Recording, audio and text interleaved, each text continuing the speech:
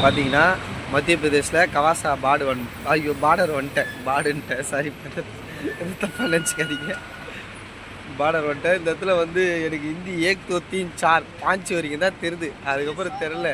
இப்போ 10 வரையும் நான் கற்றுக்க போகிறேன். அவர் எனக்கு சொல்லித்தரேன்னுக்கிறாரு. அவர் சொல்லுவார். அவர் காட்டுறாரு. மாமா சாரி மாமா திருப்பி 7, 8, 9, 10, 11, 12, 13, 14, 15. சரி 100க்கு மட்டும் சொல்லு. 100 रुपए, 200, 200 रुपए, 300, 300 रुपए, 400, 400 रुपए, 500. 500 रुपए. ஆள் தான் இதை வச்சு நான் ஓட்டிடுறேன். நேம் मनीष कावड़े, மனிஷ்கா. ஓகே அங்குஷ். ஓகே காட்டு ஃபஸ்ட்டுலாம் காட்டல. சாரி வீடியோ எடுக்காமல் விட்டேன். Okay bye bye bye bye bye. ஏன்னா காடு கிட்ட தெரியும். நம்ம எடுத்து போனோம் ஜாலியாக. அண்ணன் வந்து அந்த இடத்துல பிரவீன் பிரதர் வந்து அது வரையும் தான் போவாராம். அதுக்கப்புறம் அவங்க அப்பாவுக்கு ஃபோன் பண்ணி என்னை வழி அனுப்பிச்சு உங்கள் கையில் என்னை ஒப்படைச்சிருக்காரு. என்னை வெற்றிகரமாக வாரணாசியில் கூட்டு போய் சேர்த்துருக்கேன். அதுதான் அதோ அவர் ஒருத்தர் இருக்காருன்னா அவங்க பேர் நான் மறந்துட்டேன். ரவி. ரவி எங்கள் அப்பா பேர் ரவி தான். அப்பா அப்படி கனெக்ட் ஆகி என்னை கூட்டு போறீங்க பழகுது. மணி அண்ணன் வந்து நைட்டு ஃபுல்லாக தூங்குறாரு. காலையில் ஓட்டுறாரு. இவரு நைட்டு ஃபுல்லாக ஓட்டு காலையில் உட்காந்துக்கிறாப்பல. அவ்வளோதான். நாங்கள் வெற்றிகரமாக வாரணாசிக்கு போகிறோமா இல்லைன்னு பார்க்குறோம். நடுவில் எதனா இன்ஃபர்மேஷன் ஒரு கொடுத்தாருன்னா உங்களுக்கு அதை திருப்பி கொடுக்குறேன். பாய். சரியான செட்டிங்கில் பத்துன்னு சரியான வியூவில் பயங்கரமாக போயின்னு ராஜா பகுத் வெறி. நேரம் அவனுக்கு பேச்சை கேட்டுன்னு அந்த 500 ரூபா டிக்கெட்டில் போயிட்டுனா இந்திக்காரங்களோட மெஷின்லேயே செத்து போயிருப்பேன். பார்க்குறீங்களா செட்டிங் வியூவை பார்த்தீங்களா இல்லையா? பயங்கரமாக இருக்குதா? நான் ஒன்றும் லைட்டாக பீதி ஆகுது. அவ்வளோதான். அது என்னன்னு உங்களுக்கே தெரியும். எதனா ஆச்சுன்னா மூஞ்சி தான் ஃபஸ்ட்டு இருக்குவாங்க. ஆனால் அது எதுவுமே ஆகாது. அண்ணன் சிங்கம் கில்லி மாரி ஓட்டின்னு போகிறா போல. அதில் உக்காருப்பா நான் பார்த்துக்கிறேன்ப்பா. ஜம்முன்னு உன்னை கூப்பிட்டு போய் சேர்க்குறப்பான்ட்டு என்ன ராஜா பகுத் மாரி பண்ணி படுக்க வச்சு என்னை கூப்பிட்டு போகிறா போல ஜம்முன்னு. சரியான வியூவானா அருமையாகுது. இந்தமாரி பத்துன்னு பொறுத்து எங்கேயுமே கிடைக்காதுடா அந்தமாரி. போனா எப்படி சூப்பராக இருந்துச்சா வியூவு? இதே ராஜா மாரி ஜாலியாக போயின்னு இருக்கிறேன். எப்படியும் நீங்கள் நைட்டு போய் ரீச் ஆகிடுவேன்னு நினைக்கிறேன். காசிக்கு ரீச் ஆகிடுவேன். ஒரு 7 மணிக்கெலாம் வந்து வாரணாசி போயிடுவேன். அங்கேருந்து அப்படியே ஒரு 1 hour 2 hour காசி ரீச் ஆகிடுவேன். போயிட்டு கடவுளை வேண்டிக்கினேன் போய் ஆரம்பிக்கிறேன். நான் வழி வாயெல்லாம் உலர ஆரம்பிச்சிச்சு. மாற்றி மாற்றி லாங்குவேஜ் பேசி வாழ்க்கை ஆரம்பிக்கிறேன். கம்பேக் கொடுக்குறேன். நான் அப்படி உட்காந்து ஹிந்தியில் வார்த்தைலாம் கூகுள் ட்ரான்ஸ்லேட்டில் போட்டு கொஞ்சம் சின்ன சின்ன வார்த்தை எங்கே போகிறது எவ்வளோ அப்படின்ற வார்த்தையெல்லாம் கற்றுருந்தேன். ஆனால் நான் ஒரு முட்டாள். பக்கத்தில் ஒரு டிரைவரை வச்சுட்டு ஆல் இந்தியா பர்மிட்டை வச்சுட்டு என்னடா டிரான்ஸ்லேட்டரில் கேட்டுருக்கிறேன். அண்ணன்கிட்ட கேள்றா அண்ணன் சொல்லித்தரேன் அப்படின்னாப்பல. அப்புறம் ஆமாம்ல இவரும் டிரைவர் எத்தனை வருஷமாக நான் ஓட்டுறீங்கன்னு கேட்டால் நான் ஒரு 20 வருஷமாக ஓட்டுறேன். நானும் பார்த்தேன். ஒரே ஒரு சாந்தி பார்க்குறேன் கீச்சு போட்டாருன்னு வச்சுக்க. ஒன்ஸு பிக்கப் பார்த்து போய்க்கினே இருக்க வண்டி போய்க்கினே இருக்குன்ற மாரி ஸ்டேரிங்கை போட்டு போய்க்கினே இருக்கிறாப்பல.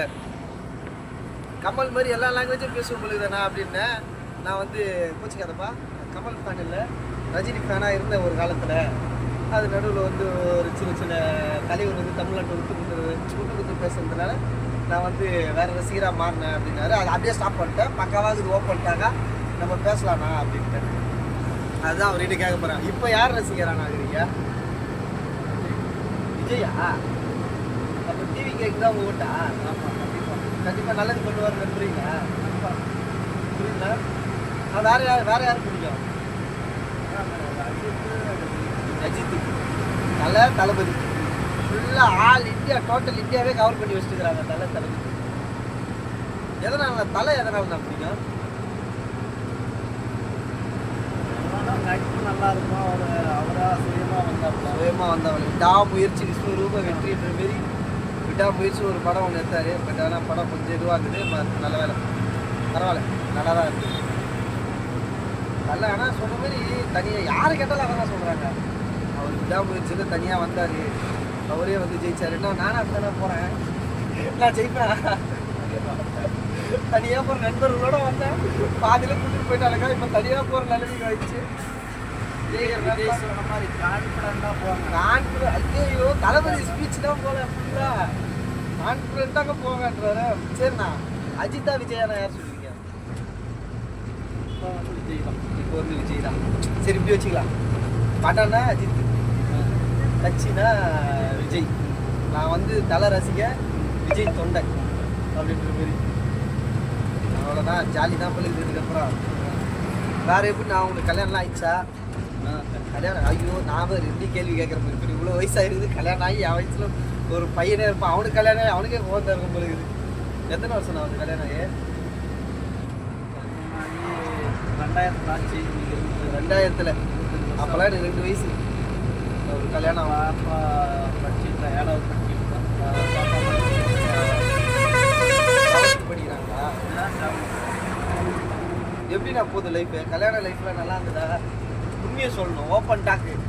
கொஞ்சம் கஷ்டமாக தான் இருக்குது. ஆரம்பத்தில் கொஞ்சம் கஷ்டமாக இருந்தது, போக போக அதுவே பழகிட்டு ஆயிடுச்சா? பழகிடும்.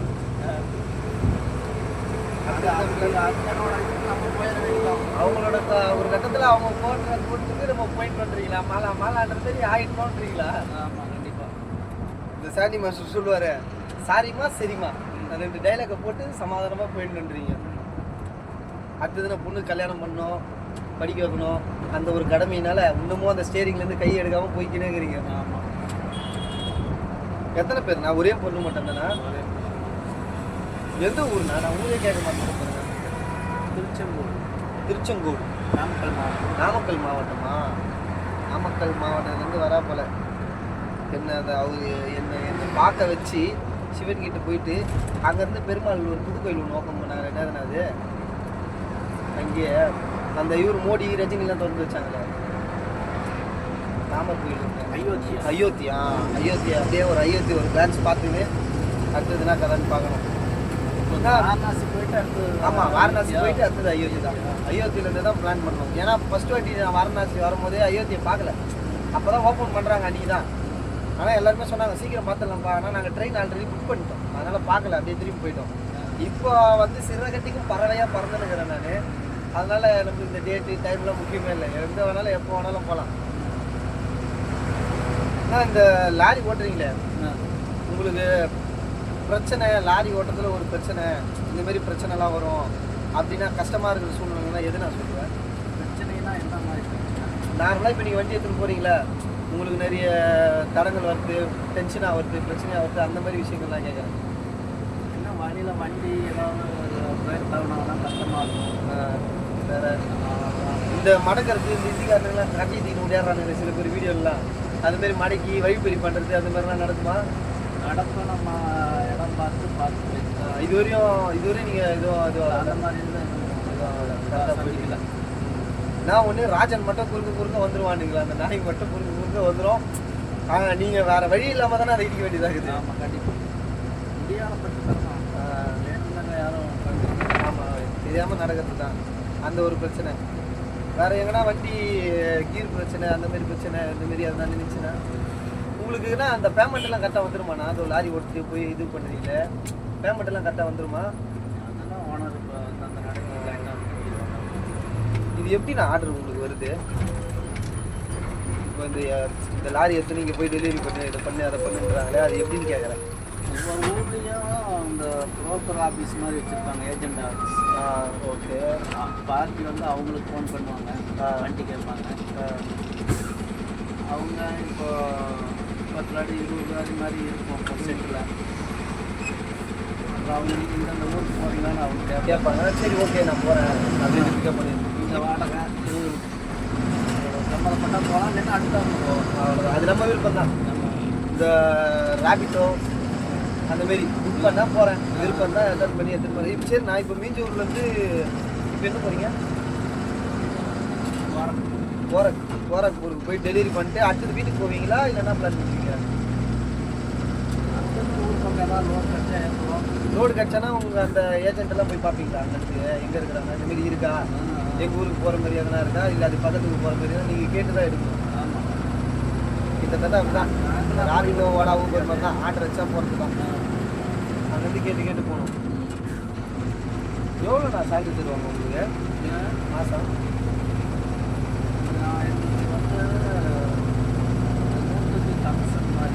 கமிஷன் அது இவ்வளோ வரும், ஒரு ஒரு ஆளுக்கு 4,000 ரூபா. 100 ரூபாய்க்கு 4 ரூபா. அப்போ 1000 ரூபாய்க்கு எவ்வளோ ஆச்சு? அந்த வெயிட் கணக்கா அப்படியா?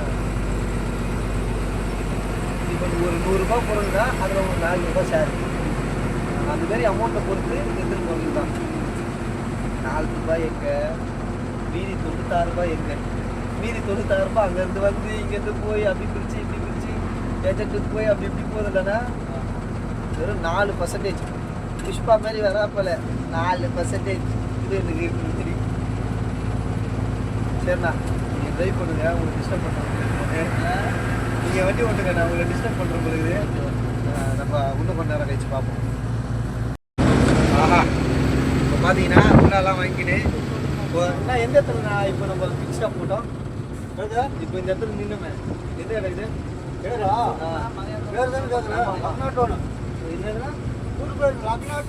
லக்னா டோனில் ஒரு ஸ்டாப்பை போட்டு வண்டியில் டயர்லாம் செக் பண்ணின்னு ஆளுக்கு ஒரு டீயை போட்டு இதுக்கப்புறம் போனால் குளிர் பயங்கரமாக இருக்கனால அதனால் சின்ன சின்ன பர்ச்சேசிங்லாம் பண்ணிட்டு பக்காவாக கிளம்ப ஆரம்பிச்சிட்டோம்.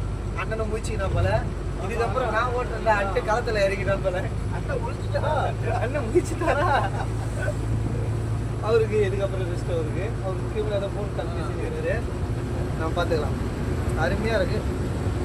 ஒன்றும் ரேட்டு தான் குறைக்க மாட்டேன்ட்டானுங்க. குட்டிக்காரெல்லாம் குறைக்கிறானுங்க. ஆமாம், அவ்வளோதான், ஜாலியாக போக வேண்டியதான். அதுக்கடுத்து ஸ்ட்ரெயிட்டாக எங்கண்ணா? ஸ்ட்ரெயிட்டாக ஜபல்பூர் கட்டினே தேவா.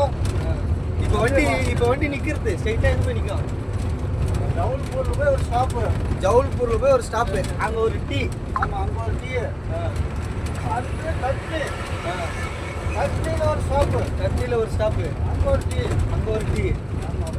போயிட்டே இருக்கா? என்ன வரைக்கும் நல்லண்ணா வாரணாசியில் அதே கூட்டு